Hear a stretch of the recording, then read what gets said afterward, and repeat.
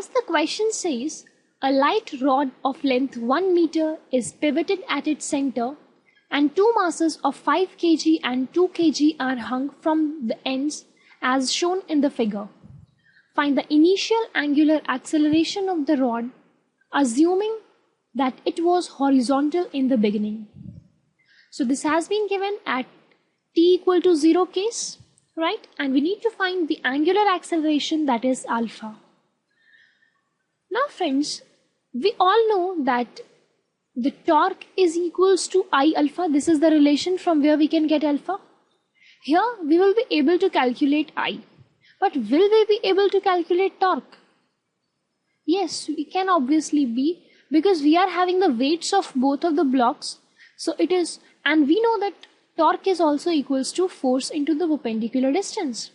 So we can equate both of these things to get the value of alpha, right?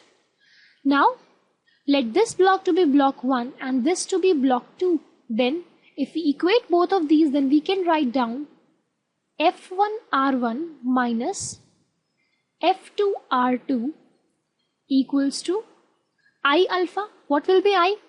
It will be M1R1 square plus M2R2 square, right? And the alpha which we need to find out. Putting the values over here, we have the F1 as mg, that is 50, R1 because it has been pivoted at its center. So means the both of the halves are half meter. So R1 is half as well as R2 is half. So we will be having 50 minus 20 into half equal to M1 which is 5 and M2 which is 2 and R square is same for both, that is 1 by 4 and that is alpha. Finding the value of alpha from this, we get 60 by 7, that is 8.57 radian per second square.